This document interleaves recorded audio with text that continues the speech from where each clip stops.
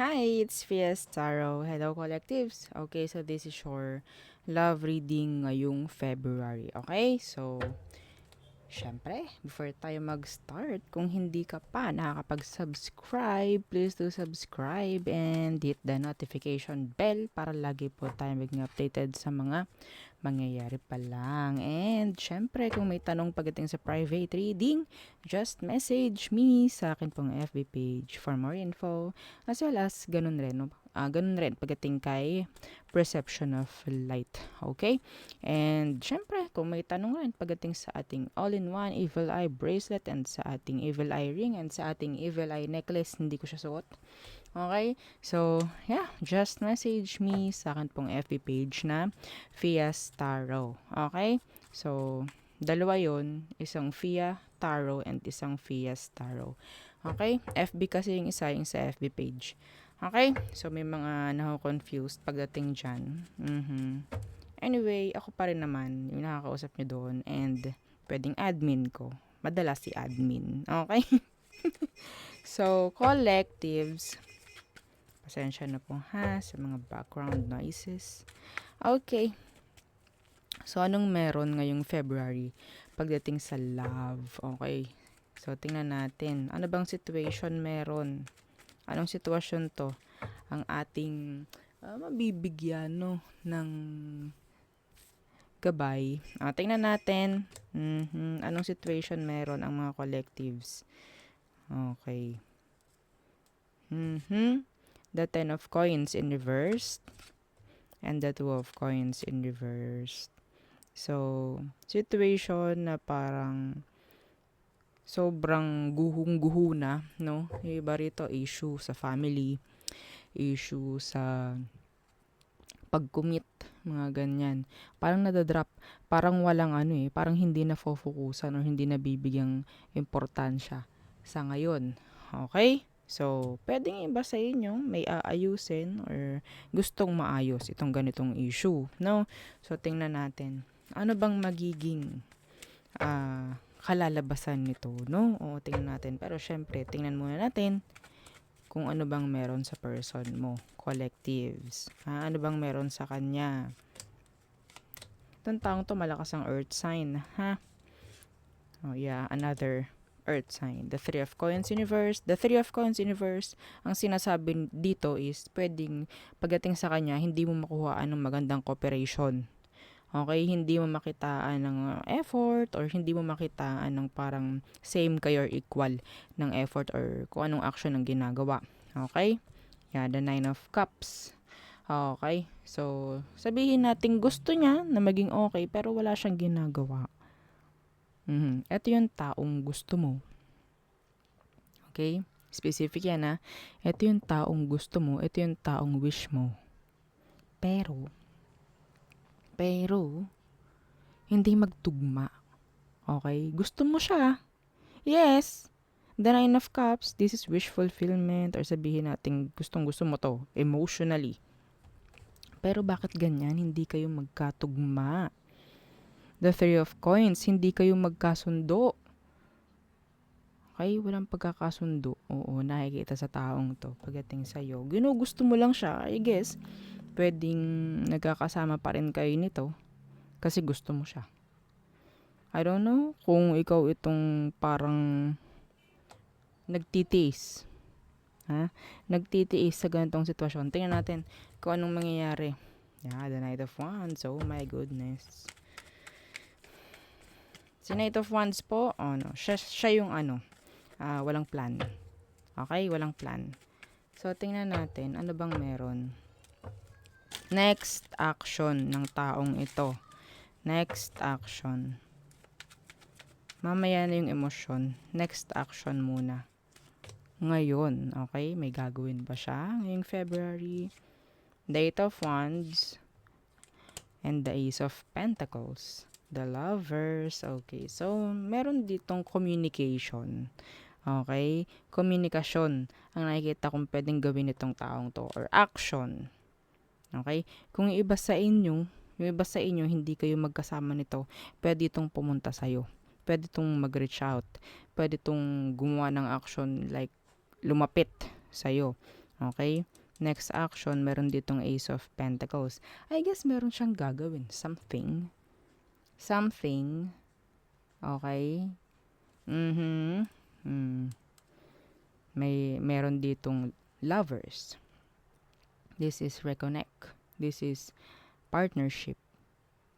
Okay? Yes. I think may gagawin tong action. Kanya-kanya po yan ha. Kanya-kanya. Hindi ko naman pwede sabihin, ikaw ganito gagawin niya. Ikaw ganito gagawin. Okay, so in general, may gagawin siya towards sa sitwasyon ninyo. Okay? So, tingnan natin. No? Tingnan natin ano ba talaga ang emosyon ng taong to pagdating sa'yo. Sana nga, no? Oo, next action niya, ganun. I-fix. Tingnan natin. Pwedeng dinrap ka nito before. Or parang wala siyang kakayanan pa, no? Na, alam mo na, na parang settle down with you, mga ganyan. Tingnan natin kung ano ba ang emosyon niya towards you, collectives. Okay, the Two of Swords in reverse and the Three of Swords in reverse. Okay, 2 plus 3, 5. 5 of Swords na naka-reverse, meaning pakikipag-ayos. Okay, so as I guess, gusto niya na maging okay kayo. Okay, like alisin yung mga isipin, alisin yung mga negative thoughts or kung ano man thoughts yan. Okay, so yun ang nakikita ko ha, pagdating sa kanyang emosyon. Hang on. Okay, so pinatahimik ko lang yung mga maingay sa likod. Okay. The Four of Swords, yeah. Meron dito akong nakikita ang communication na pwedeng mangyari talaga sa inyo. Kung may breakup, kung may separation, I think pwedeng parang ma-fix. Okay, ma-fix ng kaunti or ma-fix. May gagawin kasi siya. Okay, may gagawin para may ayos yung sitwasyon nyo. Okay, so I don't know kung ano pa ang pwede kong itanong sa card. Okay. Anong kalalabasan ng, anong kalalabasan ng connection nyo ngayong February? Okay, so 8 of Cups and the Lovers in reverse. The 9 of Coins in reverse. So, sinasabi rito, may unfinished business kayong dalawa. Ha? Hindi ito totally parang new chapter. This is a repeat. So, sinasabi rito, kung sa tingin mo, ang intention ng taong ito is bumalik lang and ang nakikita mo ay parang mga walang pagbabago. Okay, huwag ka muna magsesettle sa ganun. Okay, lalo na kung alam nyo na ilang beses na nangyari on off nito with this person. Okay? So, hindi naman kasi parang importante kung anong mga sasabihin. No, doon tayo sa action, doon tayo sa galaw, doon tayo sa gawa. Ha? Okay, madali lang kasi sabihin eh. Okay? Madaling sabihin kung ano mga gusto niyang gawin. Plano. Doon tayo sa action. Kung magiging consistent ba siya pagdating sa'yo, kung may mga anak kayo, kung consistent ba yung pagiging parent or partner mo. Okay? So, ang nakikita kong pwedeng maging outcome ninyo is hindi muna totally tumalon dito sa relasyon na to. Okay? Hindi muna tumalon pabalik sa relasyon na to.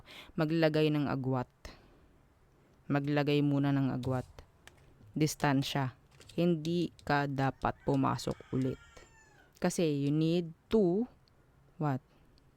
study muna kung ano bang meron.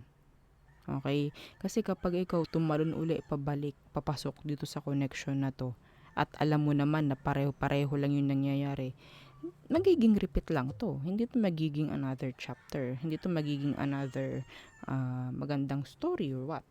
Okay? So, the 9 of Coins in reverse, may codependency, ha? And the world in reverse. This is unfinished business. So, sinasabi, maging pasensyosa ka. Okay? Kasi hindi pwedeng palaging binamadali. Okay? Kailangan mong aralin bawat galaw mo, bawat sasabihin mo, before ka makipag-connect again. Tingnan mo kung worth it ba na bumalik or makipag-ayos. Okay? Kahit pasabihin yung may anak po kasi kami, I don't care. Okay? Tingnan ninyo kung magiging worth it ba. Ha? Kung magiging okay ba. Hindi yung okay, babalik ako sa'yo. Kasi may anak tayo. Okay? Hindi pwedeng ganun lagi. Tas mamaya sabihin, wala na naman po, umalis na naman po. Wala na akong magagawa dun. Okay? Wala na akong magagawa sa ganyan.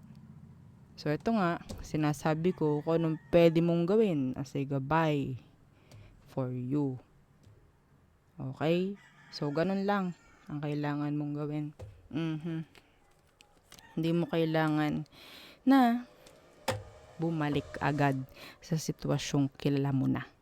Ha? Okay, so yun ang ating reading for you, collective. So again, don't forget to like, share, and subscribe, and follow our FB page. Thank you. Bye!